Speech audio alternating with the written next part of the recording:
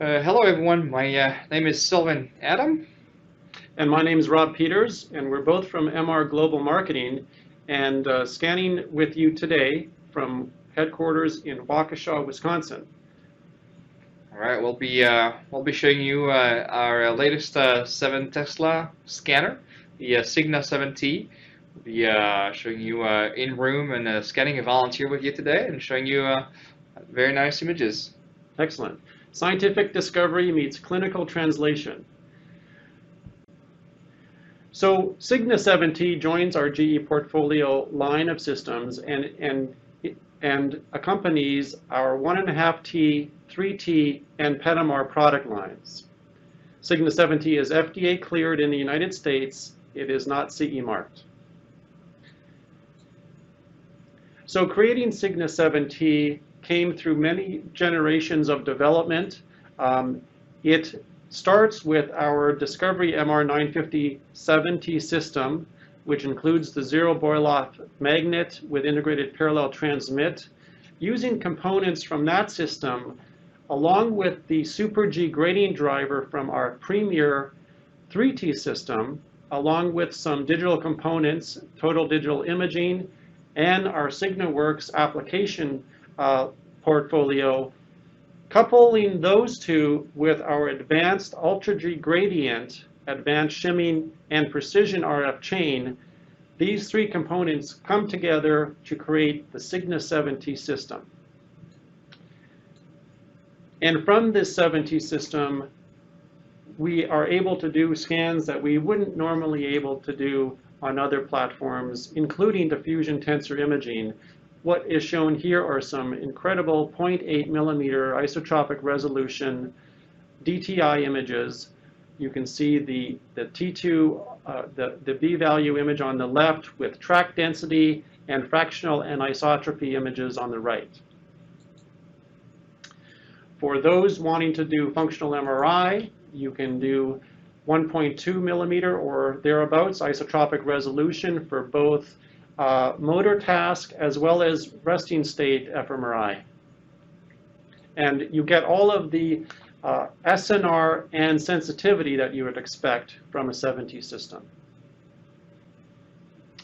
And then finally, our SIGNA 7T lift program, which is now FDA pending and not CE marked yet, but this will be a program for upgrading really any installed base 7T system, whether it's from any vendor, to the SIGNA 7T system, shielded or unshielded magnet, as long as it's a 900 millimeter warm bore magnet diameter. This can be upgraded to the SIGNA 7T through the LIFT program. All right, very well. Well, thank you, Rob. I think it's time for us now to get into the scan room and show you more in a little bit. Excellent. Thank you. All right. We're going to soon go ahead and show you a volunteer with the knee coil and then the head coil, and we will scan with the head coil. And just to kind of show you the system, this is we're going to have a detachable table in the system that you can lower and raise. We have a regular port you can find in our other systems as well, and the controls you can expect on the side of the system here. And you'll find details on this later on, but we can get started and have our volunteer come up. Mike, would you like to come up? And I do have a knee coil here that I'm going to plug in, just so you can see what it looks like to plug it in. So it's a 28-channel knee coil, 2-channel transmit. I plug it in right there. And just to show you the setup, it's a regular knee coil that you would find on our other systems. Very similar design, more channels obviously. Mike would like to come up. There you go, thank you, sir. All right, scoot down a little bit. There you go. So see, I mean, nice thing about this coil here is that if you're used to scanning with it at 1.5T or 3T, it's going to be exactly the same experience, right? So very similar in that regard. Alright, so as for the decoil, that's not what we're going to scan today, but just wanted to show you the fact that we have different coils on the system for extremity scanning. Thank you, Mike. And we're going to go ahead and show you the head coil. So this head coil is a 32-channel receive coil and 2-channel transmit. So you have the receive area right there and then the transmit area. And we'll be able to have our volunteers set up. There you go. So, Mike, would like to join us here, please?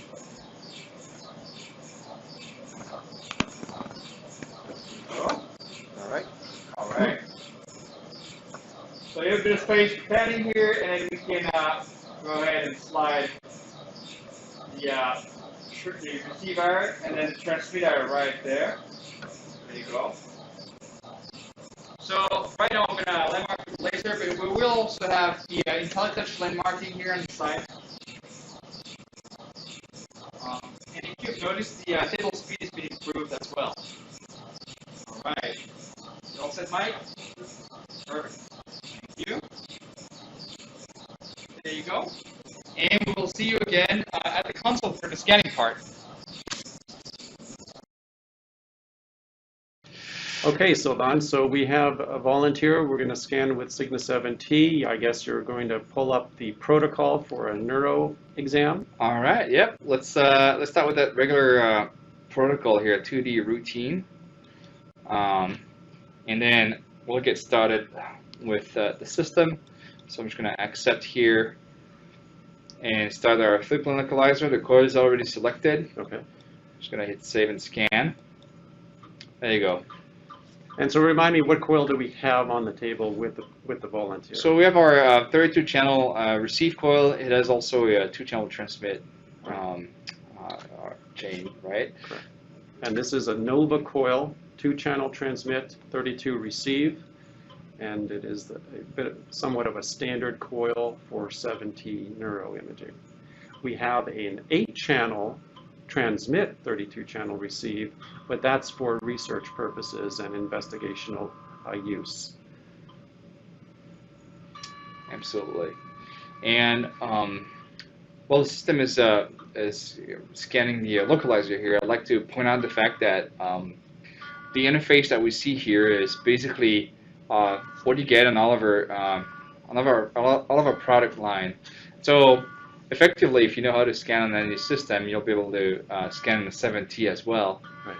It's a common software platform based off of the 29.0, the error edition software. So yes, like you said, very much the same look and feel as our 1.5T and 3T portfolio lines. Correct. So right now we've scanned our localizer, and the nice thing I wanted to point out too is that we do have Arix on the system. So Arix is our intelligent, AI-powered prescription on the brain. So right here we're able to see that the system has been prescribing the ACPC anatomical reference plane, and then you'll see. I'll just add a few more slices here. But you do have access to other planes as well. So we went through ACPC, but you also have sagittal ACPC, coronal ACPC, and then a lot of other landmarks too that will help you when you prescribe your slices. So this has been saved into the protocol. Presumably there would be nothing for the technologist to even have to do to lay down their slices. This would be done automatically for them following the completion of a 3-plane localizer. Correct. You insert your field of view, maybe the number of slices you want. I noticed you dragged a few more slices into this subject, but that's about all you needed to do. Absolutely. Okay. And I see the patient's head is already very much orthogonal, so had they been oriented differently, maybe it would have been more noticeable what Eric's brain had done here. Yes, correct. And we can get a good example here. For example, if I take that coronal propeller, if I go with the temporal lobes, for example, we can clearly tell, in coronal, for example, yes, that the system has been you know, using the right anatomical here landmarks to get it positioned properly. Right. So that's the interesting thing about it. And presumably the benefit here, of course, is to save workflow, streamline the workflow of the graphical slice prescription, but also, of course, when that same subject comes later on in time for a follow-up scan, you use Arix again and you get the same exact slice locations, independent of orientation, of the technologist operating the system, even of the coil itself. So even if you have abnormal morphology, it's going to do a great job defining those standard scan planes. There you go. So here the system is positioning it. So you'll notice the head is slightly tilted, so you can tell here that the system's been doing its job, right? Positioning it with Arix. So what I'm gonna do is just save it as is, and we'll scan an MP range right after. Great. So MP range, that's a T1 weighted approach. We've had other approaches like Bravo. So then why are you doing MP range and not a Bravo sequence? Yeah, that's a good question, Rob. So the MP range will get me a better gray-white matter differentiation here. So the quality of the scan will be better, especially at there at 7T. Will benefit a lot from the 7T SNR that we're getting. And we go down to here we do a 0.7 millimeter isotropic in a very reasonable scan time here. We're less than 4 minutes, and that's also thanks to hypersense. Hypersense. So that's our new compressed sensing technique, now expanded to sequences like MP range and other 3D sequences. Correct. Good. All right. So the T2 is just finished scanning here. This is the T2 weighted fast spin echo. I see, you know, we're TEs in the 80, 81 millisecond range. Yep, and this is a 2 millimeter scan, 512 by 512. Correct. In a field of view of what looks to be 22 by 17.6 centimeters. Correct. So I'm going to set up a Muse scan. Okay. So what's Muse? So Muse is our multi-shot diffusion technique. So right now we're just going to scan with 2 shots, and so Muse provides different types of benefits, right? Doing multi-shots kind of splits the K-space acquisition in 2 shots, right? Thus reducing the distortions you get from high susceptibility areas in the brain. It's less time for dephasing, which gets you better image quality, and so it's twofold, right? You can get less distortions thanks to Muse, but also increase your resolution, because usually increasing your resolution increases the number of lines you get in your K-space, thus increasing the dephasing issues, right? Exactly. So because we're reducing this with Muse, we get less distortions, can get higher resolution with still keeping your distortions in check. In addition to that, we can also couple this with Progress, which is our distortion correction technique.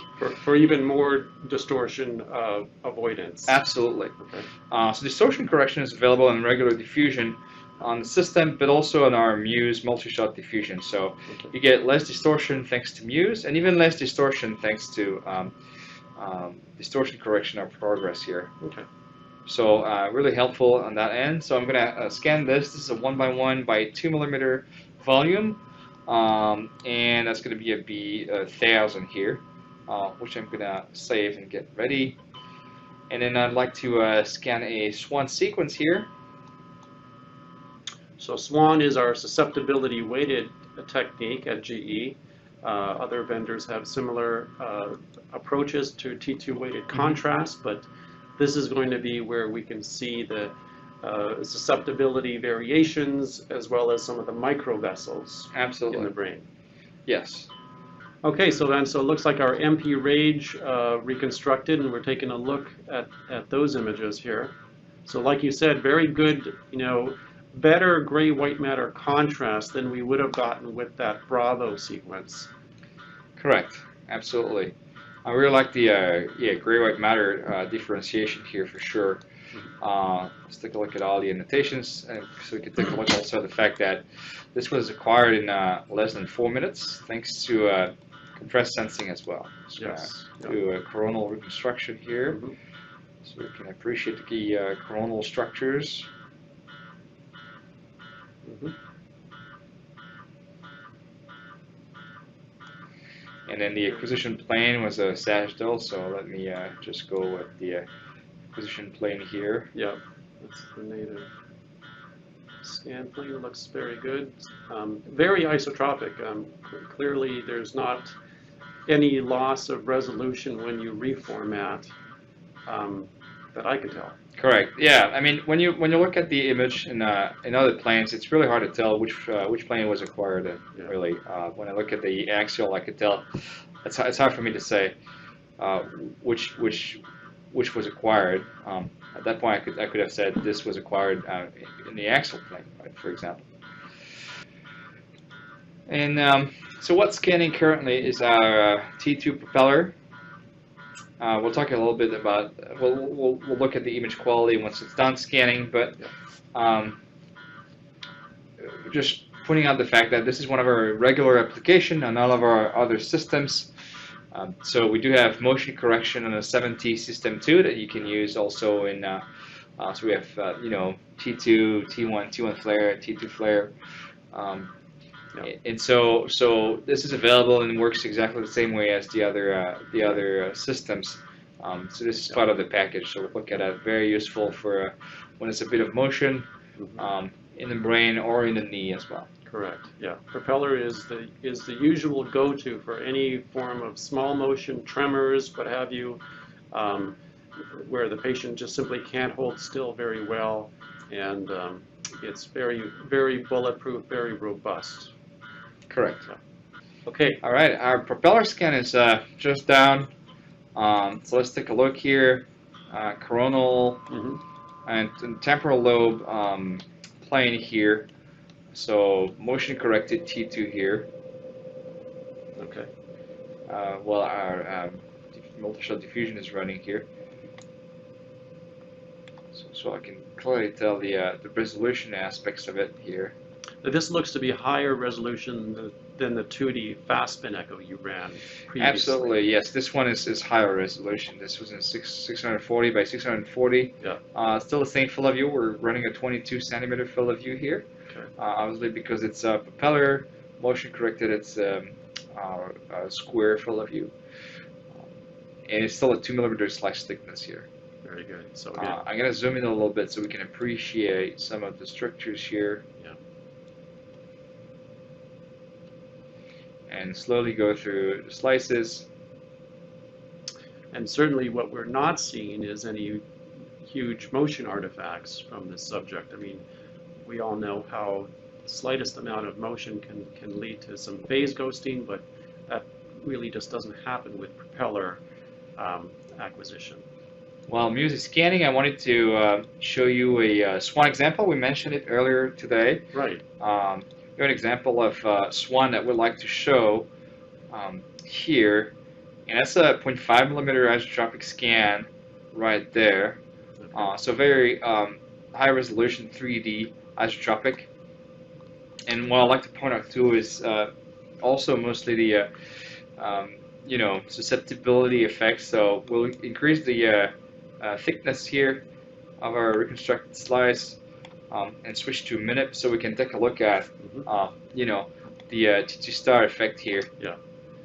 So this subject shows a lot of vessels. So clearly there's variation with different subjects, but this really jumps out at us, these micro vessels, very apparent. In addition to the grosser, larger susceptibility weightings that we see in the different regions of the brain. Correct. And also shows very nice in when you reconstruct data. Because of the isotropic nature of the volume here, it's really the quality that shows very nicely also in other planes. Yeah, very good. I'll show it in coronal as well. to look at. Yeah. Well, this contrast is definitely one of the benefits of 7T scanning. You get a lot more subdividity weighted contrast than you do at the lower field strengths. And because of the nature of the Swan sequence as well, so our susceptibility weighting imaging, you also get the arteries that are showing up hyperintense too. Right. So you get a little combo here where you get the arteries hyperintense and the veins in hypointense signal, so more dark and black. All right, looks like our Muse sequence just reconstructed. Okay. So here we go. That's our multi-shot diffusion here, B1000. So you can clearly tell here that the you'd expect a lot of distortion at 7T. Yes. You go increasingly as you go from 1.5T to 3T, and then you increase the field strength to 7T. You get even more distortions, in the frontal area of the brain, around the IACs. Everywhere there's all these usual distortions, and so those are drastically reduced thanks to the combination of techniques we've been doing. So Muse and Progress here. Okay. Right? And Progress, remember, so this is the reverse polarity gradient method, right? Where we acquire Correct. two different phase encode directions and then do some advanced processing to combine that information together to provide a distortion-free image. Correct. Okay. Yep. So that's our Muse, and that's Progress is also available. So we talked about regular diffusion. You can do it with DTI as well. It is compatible there. So Sylvan, the Cube T2 flare is a popular sequence for 7T. A lot of clinical and researchers want to use it routinely. What are you going to set up here for Cube T2 flare? All right, so we have a 0.7 millimeter isotropic scan here. I'm also going to set it up ACPC with Arix, and then let it run. So as we said, 0.7 millimeter isotropic scan with the use of compressed sensing as well. All right, Sylvan, I see our Cube T2 flare just finished reconstructing. It did, so let's take a look at it with a reformat in Volunteer here. All right, so right there. Okay, so that's a 0.7 millimeter isotropic flare. Okay. Fat sat. There you go. Okay, let's take a look at the other planes as well. The actual plane here. So I'm going to move the slices a little slowly, so we're sure that when you look at the video on the internet, you can still have a bit of an appreciation for the image quality here. Okay. And then maybe take a look at the coronal plane as well. So obviously the advantage of 3D is thinner slices compared to the 2D flare. Yep. Okay, so for the coronal T2 star that we've just scanned, that I would like to show you now. We've added a bit of a technology onto it. We've added Ericon DL. Correct. So yes, you may have heard about it before. We've certainly talked about it at length on 1.5T and 3T, where it is commercially cleared. Recon DL is our deep learning based reconstruction, which is designed to reduce noise and to sharpen images. It's a deep learning based tool. It's been trained, and it does wonders for us for building the SNR and allowing us to go to shorter scan times. And Sylvan, how do you choose to Recon DL on the prescription? So here it's very simple, and much like it's the exact same thing as our other products, which are already released, one on 1.5T and 3T. Right. So you just go to this details panel page here and select your Ericon DL strength, right? So you start with off and you get a low, medium, or high, which is the amount of noise you remove, basically. Right. So the higher you go, and the better your image looks. Okay. And the higher resolution you can achieve, basically, or scan time reduction you can achieve when you go to the highest setting. Excellent. So this is our coronal T2 star scan with Ericon DL, so fairly high resolution. We're talking about a matrix of 640 by 512 over a 22 centimeter field of view. Only scan only in 4 minutes, so we've also increased our acceleration factor by 3, and I've also increased my bandwidth, which would have resulted in obviously more noise, and that's what we're going to see right after. Right? I'm just kind of scrolling over the images so we can appreciate the image quality with Ericon DL. So even just scrolling through this, I noticed a very significant difference from the prior images we've scanned, whether there were cube or even diffusion and propeller. These ones look considerably sharper, and I really don't really see any noise in the images. Correct, absolutely.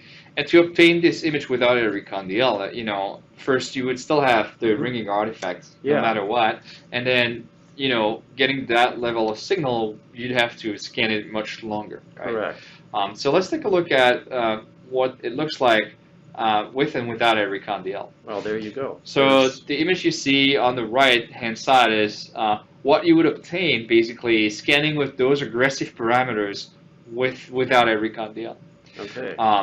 So obviously you wouldn't scan with this. You would tweak your parameters to make sure you get good SNR. If you want to keep that resolution, you're going to add more MEX, reduce your acceleration factor, and you're going to end up with a scan time that's going to be doubled or more.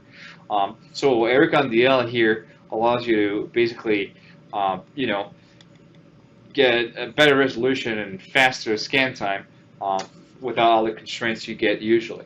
Absolutely. You can imagine one is diagnostic, the other is not. It's very apparent that there's SNR performance, and I see you're probably going to point out some Gibbs ringing artifacts. Absolutely. That are really not even present on the left. So yeah, usually when you get those, you know, very, very black and white, you know, structure changes here, you usually get ringing artifacts, right? Gibbs artifacts that propagate here in the image. You can tell that here on the side, and it's completely gone with the Ericon DL reconstruction type. So it's very, you know, appreciable here on these images. There you go. So that was Ericon DL here on a coronal T2 star fast gradient. We do have it compatible with other sequences too. You can do it on a 2D FSC, 2D flare.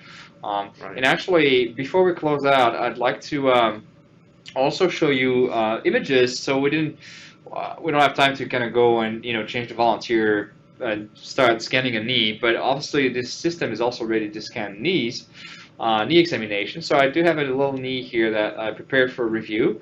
So let's take a quick look at the images here. And so that's been scanned with the also the QED 18 channel. 28 channel knee coil. Yes. 2-channel transmit. So we're looking at 2D fast spin echo, probably T2 weighted with FATSAT. Absolutely, and it's maybe spend a bit of time here in that PD FATSAT axial. So this one here has been also scanned with Ericon DL. 640 by 640, and we can appreciate also the image quality here in the reconstruction. 2.5 millimeter thick. I can take a look at the patella cartilage here. That's very impressive. So Sylvain, I think this in-plane resolution looks to be about just over 200 microns? Yeah, that's exactly it. Yeah, 200 some microns is the resolution we get here on the in-plane. We could obviously go higher. The realm is yours for for the taking. You can have all the parameters tweaking you like, because you can obviously push the system here with Ericon DL for sure and get higher resolution. Okay, very good. Go ahead. Okay, so. This concludes our 7T session here. I hope you enjoyed it. Thanks for connecting. Thanks for joining. Thanks for your attention. We hope you enjoyed seeing the neuro and some image reviews of knee scanning on the SIGNA 7T. And a reminder that we're really happy and excited about Recon DL, presently not CE marked and not for sale in any regions at this point in time. Well, if there's no additional question, thank you and enjoy the rest of your day. Goodbye. Thank you. Goodbye.